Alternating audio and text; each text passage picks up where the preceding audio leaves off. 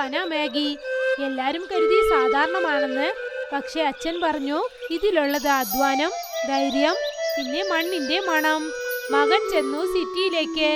സ്വപ്നത്തിലുണ്ടായിരുന്നു വലിയ പേര്. അടി കിട്ടി. മനസ്സിലായി ഗ്രാമത്തിന്റെ സത്യമാണ് എല്ലാത്തിന്റെയും തുടക്കമെന്ന്. രുചിയില്ല, മസാല കൊണ്ട് മനസ്സിലുണ്ടാക്കുന്നല്ലോ പ്ലേറ്റ്. കഠിനാധ്വാനം, പാരമ്പര്യം, പിന്നെ സ്നേഹവുമാണ് യഥാർത്ഥമായ നമ്മുടെ ജീവിതം. ബാൽപൂരിന്റെ ഭംഗിയുള്ള മലയിൽ സ്ഥിതി ചെയ്യുകയായിരുന്നു വളരെ ഭംഗിയുള്ള ഒരു ഗ്രാമം. അതേ ഗ്രാമത്തിൽ രാംലാൽ എന്ന പേരുള്ള ഒരു പ്രായമായ മനുഷ്യൻ തന്തൂരി പാന മാഗി വിറ്റ് തന്റെ കുടുംബം പോറ്റി വരികയായിരുന്നു. അദ്ദേഹത്തിന്റെ കൈകൊണ്ട് ചെയ്യുന്ന തന്തൂരി പാന മാഗി എല്ലാ ഗ്രാമത്തിലും പ്രശസ്തി ആർജിച്ചതാണ്. സമയം ഉച്ചയാണ്. രാംലാൽ തന്തൂരി പാന മാഗിയിൽ മസാല ചേർത്ത് മാഗി ഉണ്ടാക്കുകയായിരുന്നു. അദ്ദേഹത്തിന്റെ ഭാര്യ സാവിത്രി അവിടേക്ക് വന്നു. എന്തു പറ്റി സാവിത്രി, നിനക്ക് അസുഖം പിടിച്ചിരുന്നല്ലേ? എനിക്കിപ്പോഴും ശരീരം വേദനിക്കുന്നുണ്ട്. പക്ഷേ ഞാൻ നമ്മുടെ മകൻ അർജുൻ തന്റെ പഠിത്തം കഴിഞ്ഞ് ഗ്രാമത്തിലേക്ക് തിരികെ വരുന്നു എന്ന് കേട്ടതു മുതൽ എനിക്ക് വീട്ടിലിരിക്കാനേ തോന്നുന്നില്ലെന്നേ. അതുകൊണ്ട് ഞാൻ ബസ് സ്റ്റാൻഡിലേക്ക് പോവുകയാണ്. ഒരു അമ്മയുടെ സ്നേഹം ഇങ്ങനെയല്ലേ ഉണ്ടാകും.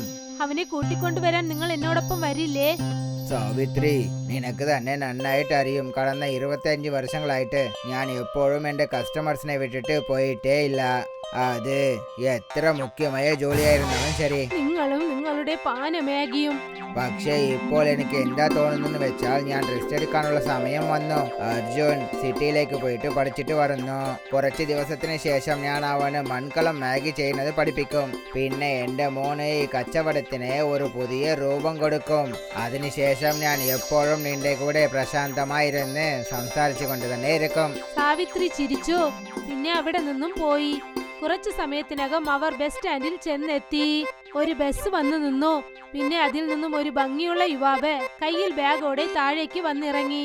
സാവിത്രി ആ യുവാവിനടുത്തേക്ക് ഓടിച്ചെന്നു. നീ വരുമെന്ന് ഞാൻ എത്ര സമയമായി വെയിറ്റ് ചെയ്യുകയാണെന്ന് അറിയാമോ മോനെ? വരൂ മോനെ, വേഗം വീട്ടിലേക്ക് ചെല്ലാം. ഞാൻ നിനക്കായി നിനക്ക് ഇഷ്ടമുള്ള ഭക്ഷണം ഉണ്ടാക്കി വെച്ചിട്ടുണ്ട്. അമ്മേ, സിറ്റിയിൽ നിന്ന് ഗ്രാമത്തിലേക്ക് വന്ന ഉടൻ തന്നെ ഞാൻ നിങ്ങളുടെ ഭക്ഷണത്തിന് വേണ്ടിയാണ് കാത്തുകൊണ്ടിരിക്കുന്നു. എനിക്ക് ഇപ്പോൾ വല്ലാതെ വിശക്കുന്നുണ്ട് അമ്മേ. കുറച്ചു സമയത്തിനകം സാവിത്രി തന്റെ മകൻ അർജുനെ വിളിച്ചുകൊണ്ട് വീട്ടിലേക്ക് വന്നു. അവന് ആഹാരം വിളമ്പിക്കൊടുത്തു. കഴിച്ചിട്ട് അർജുൻ തന്റെ അമ്മയെ നോക്കി. അമ്മേ, നിങ്ങൾ ബസ് സ്റ്റാൻഡിലേക്ക് ഒറ്റയ്ക്കും വന്നു. അച്ഛൻ വരില്ലേ? നിനക്ക് നിന്റെ അച്ഛനെ കുറിച്ച് നന്നായി അറിയാമല്ലോ. അദ്ദേഹം തന്റെ കസ്റ്റമറിനെ വിട്ടിട്ട് എങ്ങോട്ടും പോകില്ല. അങ്ങനെ നിനക്ക് അദ്ദേഹത്തെ കാണണമെങ്കിൽ നീ അദ്ദേഹത്തിന്റെ ഹോട്ടലിലേക്ക് ചെല്ല്. ഇല്ലെങ്കിൽ വൈകുന്നേരം അദ്ദേഹം വരുന്നത് വരെ കാത്തിരിക്കെ. നിനക്ക് ഒരുപാട് ക്ഷീണം കാണും. ചെന്ന് വിശ്രമിക്കുമോനെ. ചേടാ, ഇല്ല അമ്മേ, ഞാൻ ചെന്ന് അച്ഛനെ കണ്ടിട്ട് വരാം. അർജുൻ ഒന്നും മിണ്ടാതെ കടയിലേക്ക് ചെന്നു.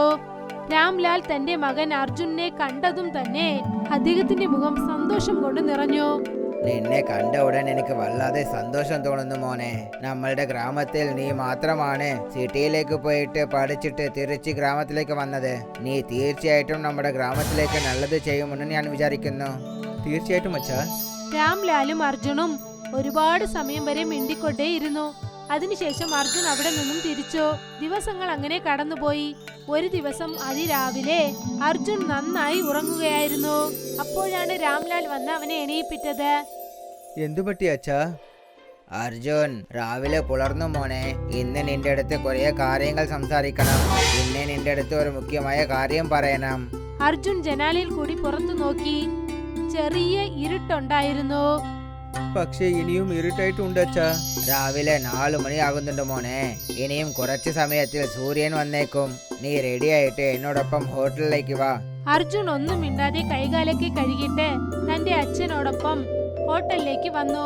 എന്നിട്ടൊരു ചെയറിൽ ഇരുന്നു. ശരി, പറയൂ അച്ഛാ. അത്ര മുഖ്യമായ കാര്യം എന്താണ്? നിങ്ങൾ എന്നെ രാവിലെ 4 മണിക്ക് കൂട്ടിക്കൊണ്ടുവന്നിരിക്കുന്നു. ഇവിടെ നോക്കൂ അർജുൻ, നീയും മൺകലം മാഗി ചെയ്യാൻ പഠിക്കണമെന്ന് ഞാൻ വിചാരിക്കുന്നു. ഇങ്ങനെ പറഞ്ഞിട്ട് രാംലാൽ അർജുനെ കിച്ചണിലേക്ക് കൊണ്ടുപോയി. രാംലാൽ അവന്റെ മുൻപിൽ വെച്ച് പാന മാഗി ചെയ്തു. പിന്നെ ഇടയ്ക്കിടയ്ക്ക് അവനോട് അദ്ദേഹം ഇതിനെക്കുറിച്ചും പറഞ്ഞു, മസാലയുടെ അളവ് ഏത് തോതിലായിരിക്കണമെന്ന്. അർജുൻ അവന്റെ അച്ഛൻ പറയുന്നത് കേട്ടുകൊണ്ടേയിരുന്നു. കുറച്ചു സമയത്തിനകം രാംലാൽ പാന മാഗി ചെയ്തു കഴിഞ്ഞു. മതി അച്ഛാ, നിങ്ങളുടെ മൺകലം മാഗി ചെയ്തല്ലേ, ഞാനിപ്പോൾ പോട്ടെ.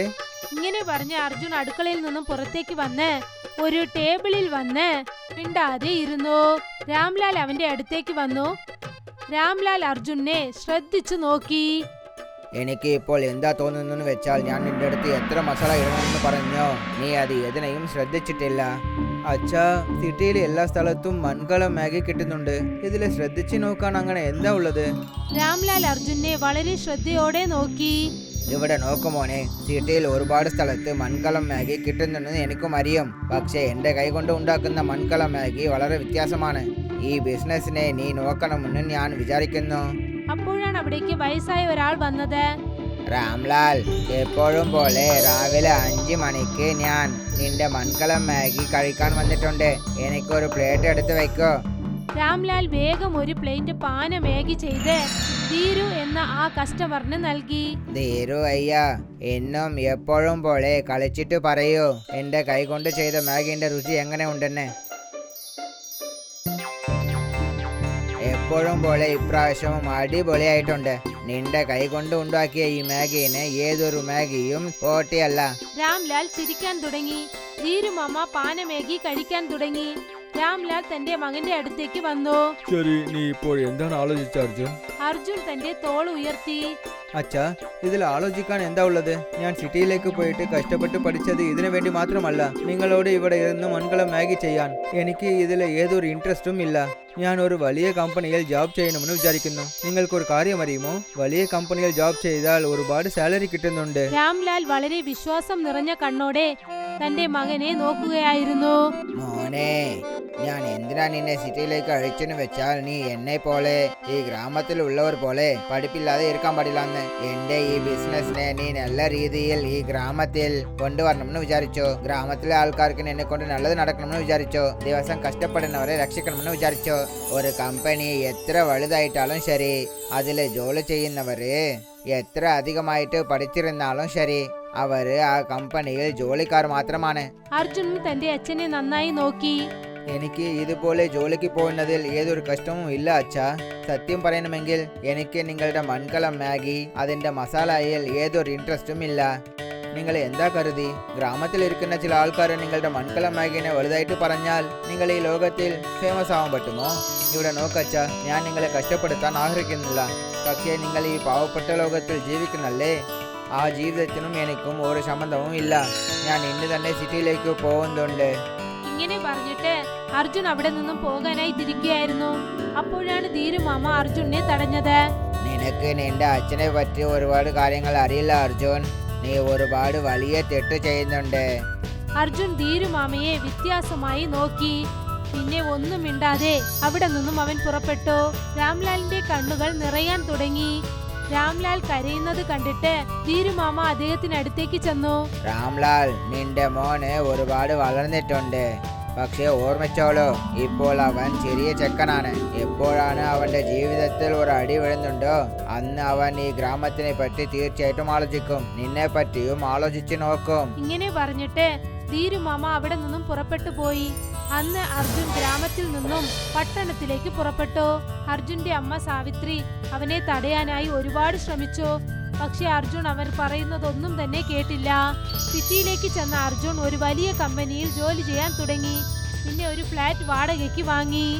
അർജുന്റെ കമ്പനിയിൽ കാവ്യ എന്ന പേരുള്ള ഒരു പെണ്ണും ജോലി ചെയ്യുകയാണ്. അർജുനും കാവ്യയ്ക്കുമിടയിൽ സൗഹൃദമുണ്ടാകാൻ തുടങ്ങി.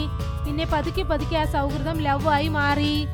ഒരു ദിവസം കാവ്യ അർജുനോട് ചോദ്യം ചോദിച്ചു. അർജുൻ, നമ്മൾ കണ്ടുമുട്ടിയിട്ട് ഒരുപാട് ദിവസങ്ങളായി. നമുക്ക് രണ്ടുപേർക്കും നമ്മെക്കുറിച്ച് നന്നായി അറിയാം. പറയൂ, എപ്പോഴാണ് നമ്മൾ കല്യാണം കഴിക്കുക? പറഞ്ഞ ഉടൻ തന്നെ നിനക്ക് ഓക്കെ എങ്കിൽ ഞാൻ ഇപ്പോൾ തന്നെ കല്യാണം കഴിക്കും. ഇത് കേട്ടതും കാവ്യ ഞെട്ടിപ്പോയി. അർജുൻ, ഞാനൊരു അനാഥയാണ്. പക്ഷെ നിനക്ക് അച്ഛനും അമ്മയും ഉണ്ട്. നമ്മുടെ കല്യാണത്തിന് നീ അവരെ സ്വാഗതം ചെയ്യില്ലേ?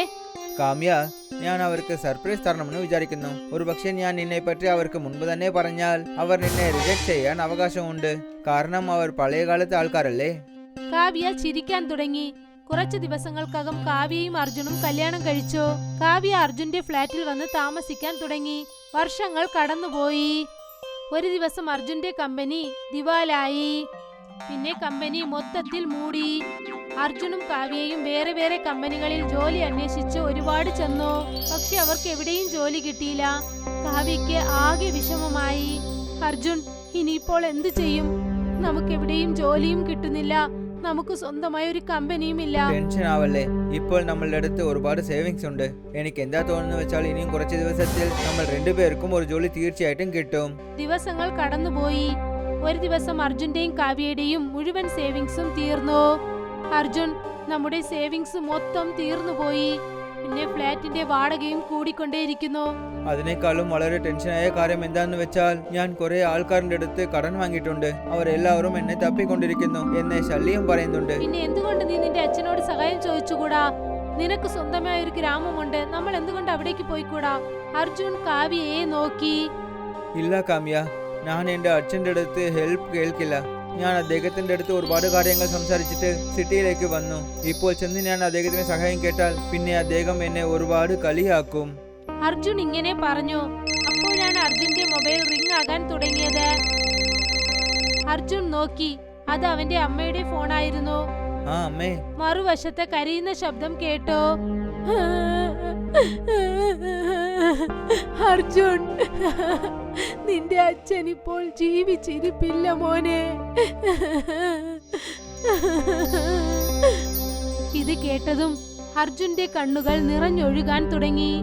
ഒരു ക്ഷണം കൊണ്ട് അവന്റെ കൺമുൻപിൽ അവന്റെ അച്ഛൻ രാംലാലിന്റെ രൂപം വന്നുപോയി. അർജുൻ വിറയ്ക്കുന്ന ശബ്ദത്തോടെ ഫോണിൽ സംസാരിച്ചു. അച്ഛന് എന്താ പറ്റി അമ്മേ? അദ്ദേഹത്തിന് കുറച്ച് ദിവസങ്ങളായി തീരെ സുഖമില്ല മോനെ. ഇത് കേട്ടതും അർജുൻ കരയാൻ തുടങ്ങി. നിങ്ങൾ എന്തിനാ എന്റെ അടുത്ത് മുൻപ് തന്നെ പറയാത്തത്?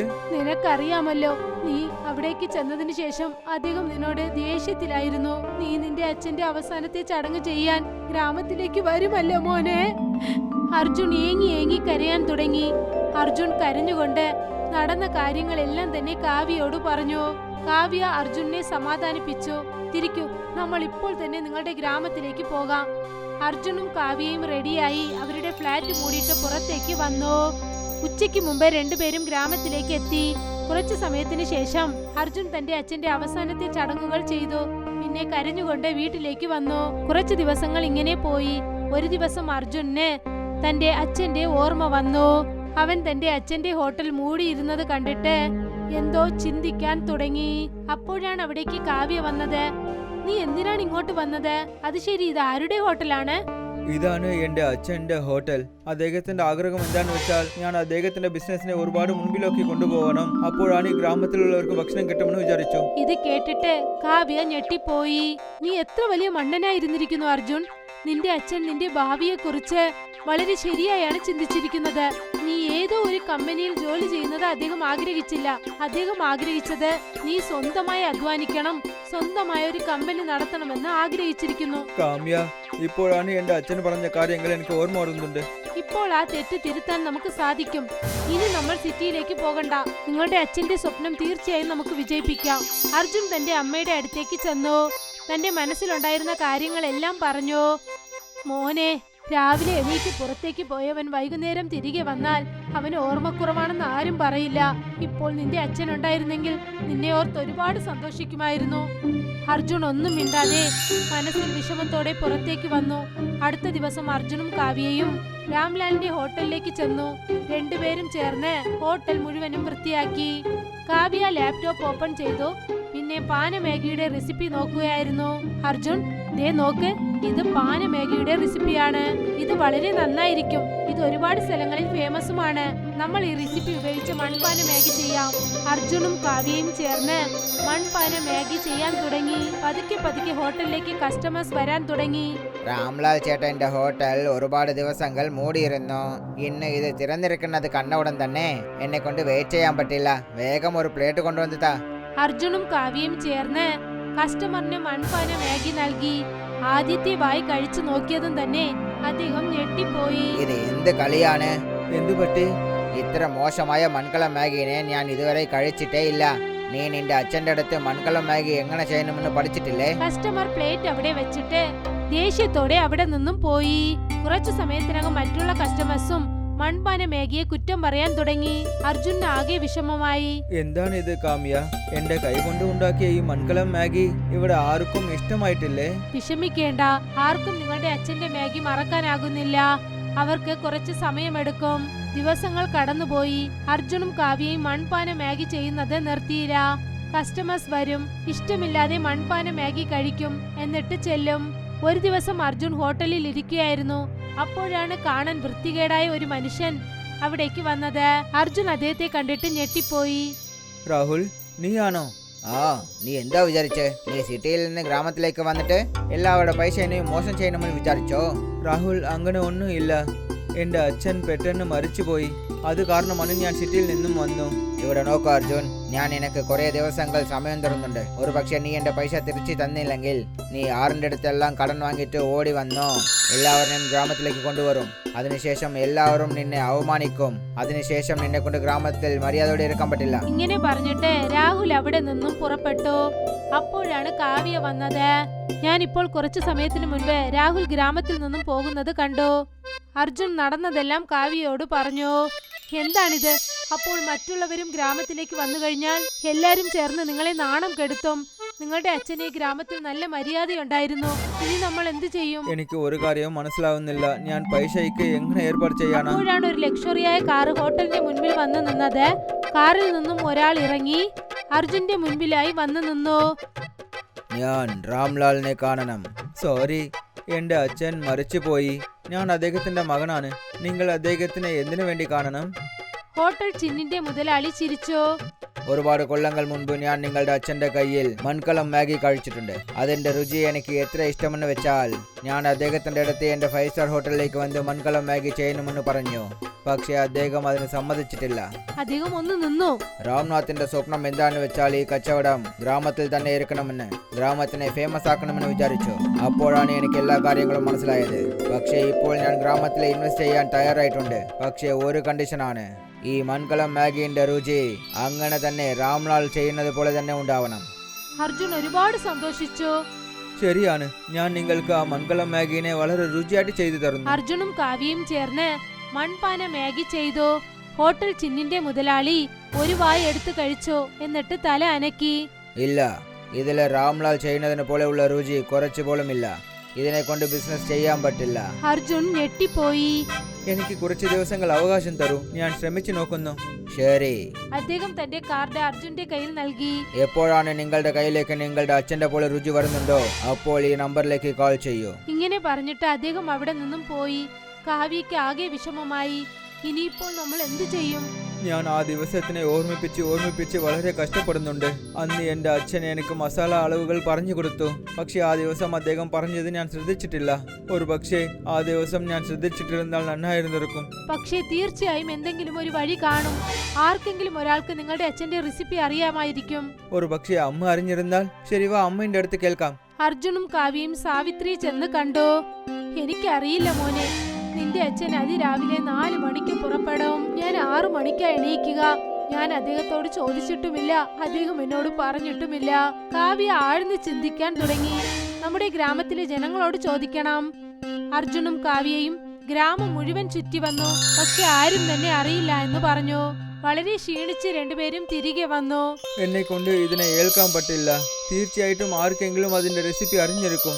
അപ്പോഴാണ് അർജുനന് പെട്ടെന്ന് ഒരു കാര്യം ഓർമ്മ വന്നത്. ധീരു മുത്തശ്ശൻ രാവിലെ 5 മണിക്ക് എല്ലാവർക്കും മുൻപ് അദ്ദേഹമാണ് വരുന്നുണ്ട്. തീർച്ചയായിട്ടും അദ്ദേഹം അറിഞ്ഞിരിക്കും. അർജുനും കാവ്യയും ധീരുമാമയുടെ വീട്ടിലേക്ക് ചെന്നു. ധീരുമാമ ചിരിച്ചു. നീ ഗ്രാമത്തിലെ മൺകലം മാഗി റെസിപ്പിനെ കേൾക്കുന്നുണ്ടെന്ന് കേട്ടിട്ടുണ്ട്.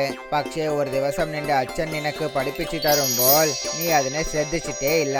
അർജുൻ കരയാൻ തുടങ്ങി. ഞാൻ ചെയ്ത തെറ്റ് എന്താണെന്ന് ഇന്നാണ് എനിക്ക് മനസ്സിലായത്. ദയവ് കാണിക്കൂ, അച്ഛൻ എന്ത് സ്പെഷ്യലായ മസാലയാണ് ഇട്ടത്? ധീരുമാമ ചിരിച്ചു. നിന്റെ അച്ഛൻ ഏതൊരു സ്പെഷ്യൽ മസാലയും ഇട്ടിട്ടില്ല. അദ്ദേഹം ശരിക്കുമുള്ള മനസ്സോട് മൺകലം മാഗി ചെയ്തിട്ടുണ്ട്. അതിനർത്ഥം നാളെ രാവിലെ 4 മണിക്ക് നിങ്ങളുടെ ഹോട്ടലിലേക്ക് ഞാൻ വരുന്നുണ്ട്. അപ്പോൾ നിങ്ങൾ രണ്ടുപേരും വരണം. അടുത്ത ദിവസം രാവിലെ 3 മണിക്ക് അർജുനും കാവ്യയും എണീറ്റു. 4 മണിക്ക് ധീരുമാമ വന്നു. ധീരുമാമ അർജുനോട് പറഞ്ഞു തന്റെ കൈ കൊണ്ട് മൺപാന മാഗി ചെയ്യാമെന്ന്. പാനയിൽ കുറച്ച് വെള്ളം ഒഴിച്ചു. അതിനുശേഷം മാഗി മസാല കൂടുതലുമല്ല കുറച്ചും ഇട്ടില്ല. എത്ര ആവശ്യമാണോ അത്രയേ ഇട്ടുള്ളൂ. ധീരുമാമ പറഞ്ഞു അടുപ്പ് ആളിക്കത്താൻ പാടില്ലെന്ന്. അതിന്റെ അളവ് മനസ്സിലാക്കി വെക്കാൻ. വീണ്ടും വീണ്ടും പാന അനക്കരുത്. അത് ശ്വസിക്കാൻ അനുവദിക്ക്. ഓരോ സ്പൂണിലും ധൈര്യമുണ്ടാകണം. പിന്നെ ഓരോ നിമിഷവും ശ്രദ്ധിക്കണം. പതുക്കെ പതുക്കെ പാനയിൽ നിന്നും ഒരു നല്ല വാസന വന്നു. മൺപാന മാഗി റെഡിയായതും അതിൽ അങ്ങനെ ഒരു രുചിയുണ്ടായിരുന്നു. അത് നാക്കിൽ മാത്രമല്ല മനസ്സിലും നിറഞ്ഞു നിന്നു. ഇതാണ് നിന്റെ അച്ഛന്റെ റെസിപ്പി. അർജുനന് മനസ്സിലായി തുടങ്ങി. റെസിപ്പി പേപ്പറിൽ എഴുതപ്പെട്ട മസാലയുടെ പേര് മാത്രമല്ല, അത് അനുഭവം, ധൈര്യം, തീയുടെ അളവ്, മൺപാന, പിന്നെ അച്ഛന്റെ കൈപുണ്യമെന്ന്. അധ്വാനം, പരാജയങ്ങൾ, പിന്നെ ഓർമ്മകളുടെ സഹായം കൊണ്ട് അർജുൻ വീണ്ടും അതേ രുചി തിരികെ കൊണ്ടുവന്നു. അവൻ തന്റെ അച്ഛന്റെ സ്വപ്നം മാത്രമല്ല വിജയിപ്പിച്ചത്, ഗ്രാമത്തിൽ ദിവസക്കൂലിക്കാരെ കൊണ്ടുവന്നു. കടലിൽ നിന്നും രക്ഷപ്പെട്ട് പിന്നെ തന്തൂരി മൺപാന മാഗിയെ ഗ്രാമത്തിന്റെ അടയാളമാക്കി മാറ്റി. ഈ കഥ ഒരു ചെറുക്കന്റെ അഹങ്കാരത്തിൽ നിന്നും പാഠം പഠിച്ചത് എങ്ങനെയാണെന്ന് മനസ്സിലാക്കിപ്പിച്ചു. നമുക്ക് മനസ്സിലായത് യഥാർത്ഥ പാരമ്പര്യം സമ്പത്തല്ല, അത് ബഹുമാനം, കഠിനാധ്വാനം, പിന്നെ പാരമ്പര്യമാണെന്ന്.